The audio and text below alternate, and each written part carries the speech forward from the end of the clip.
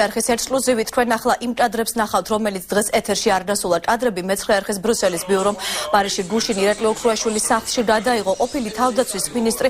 ოჯახს ემშვიდობება და სამშობლოში ბრუნდება იმისთვის, რომ სამართალდამცველებს ჩაბარდეს.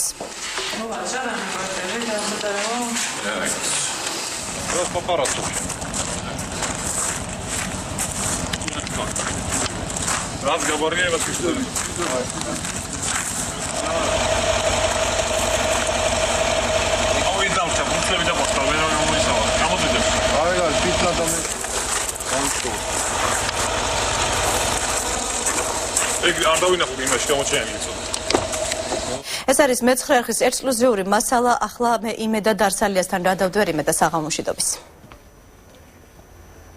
სოფო ირაკლი ოქრუაშვილი დილის 5 საათზე ჩამოფრინდა თბილისის საერთაშორისო აეროპორტში. ამის შემდგომ მან მესაზღვრე საკუთარი თავი წარუდგინა როგორც ძებნილი ოქრუაშვილი, რომელსაც სასამართლომ 11 წელი დაუსწრებლად მიუსაჯა. დაბნეულობა იგრძნობოდა მესაზღვრეებში, რომლებიც არ ელოდნენ ოქრუაშვილის შემოსვლას ქვეყანაში, რის შემდეგაც მესაზღვრეებმა საპატრულო პოლიცია გამოიძახეს. და მაინც რატომ ჩამოვიდა ირაკლი ოქრუაშვილი საქართველოში, როდესაც მას შეეძლო თავისუფლად ეცხოვრა პარიზში, რადგან საფრანგეთმა პოლიტიკური თავშესაფარი მისცა. ექსკლუზიური კადრები და ინტერვიუ, რომელიც მეცხრე არხის ბრიუსელის ბიუროს რეპორტიორმა გიორგი ფოფხაძემ გადაიღო.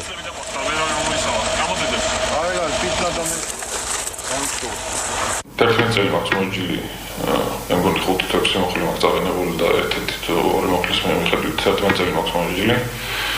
Am șesam să tu să am plus mai șorbit ar da am tore cam procedurări, spanailat,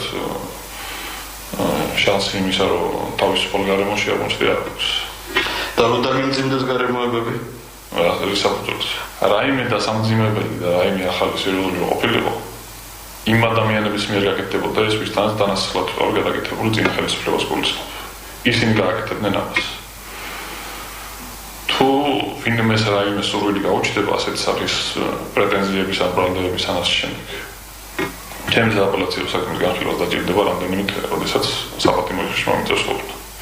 პასტათა ფურცელი საქართველოში ბევრი შეობა ჯერ კიდევ. შეუძლიათ დაწერონ შესაბამის უწყებებში ჩააბარონ და გავცემ შესაბამის პასუხს.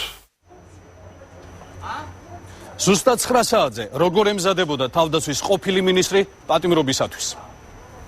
მადლობა იმედა დარსალია საუბრობდა პირდაპირ ეთერში, მას ასე დაელოდეთ 9 საათს, ჩვენ საკმაოდ საინტერესო მასალას ნახავთ.